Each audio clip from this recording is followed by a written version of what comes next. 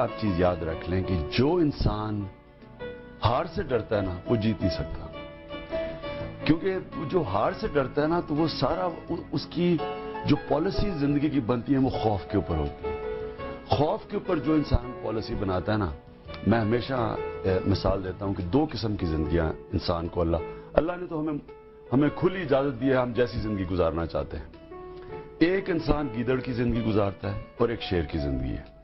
گیدڑ کی زندگی ہوتی ہے خوف کے اوپر، وہ تھوڑا سا بھی کوئی جنگل میں دیکھتا ہے نا وہ ایک دم جھاڑی میں چھپ جاتا ہے.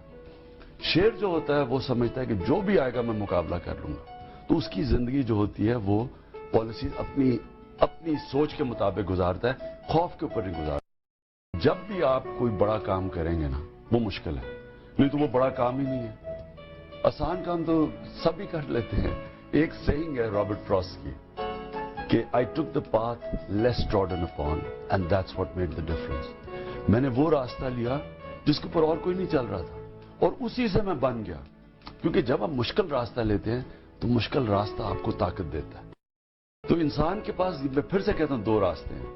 ایک آسان راستہ ہے چھپ چھپ کے جھاڑیوں میں ڈر کے خوف پہ، اور دوسرا راستہ ہے جو آپ نے، اور علامہ اقبال میری سب سے بڑی انسپریشن، شاہین کا راستہ.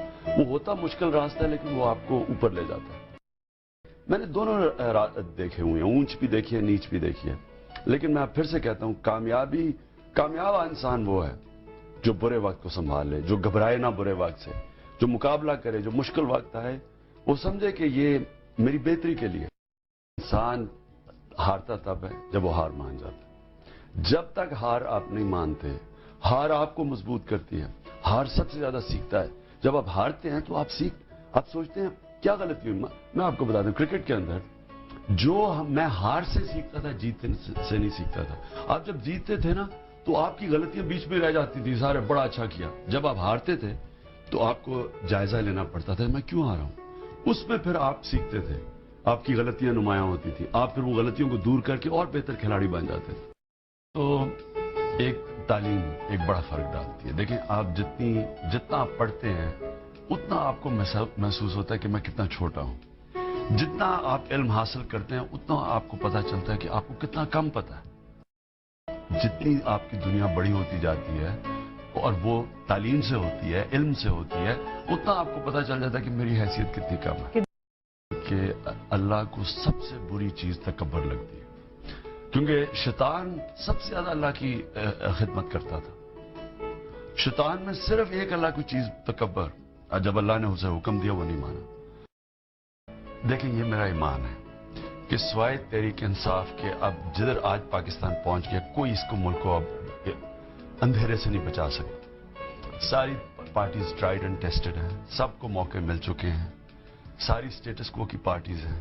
اس وقت پاکستان میں جنگ یہ ہے وہ لوگ جو تبدیلی چاہتے ہیں، انصاف چاہتے ہیں، اس ملک میں تعلیم چاہتے ہیں، اس ملک میں ایسی حکومت چاہتے ہیں جو عوام کی خدمت کرے، ان کو تعلیم دے، ان کو روزگار دلوائے، مہنگائی کم کرے، بجائے اس کے کہ وہ لوگ جو پولیٹکس میں ذاتی مفادات کے لیے آتے ہیں. یہ جنگ ہے، ذاتی مفادات کی جنگ ہے. ایک عوام جو تبدیلی چاہتی ہے.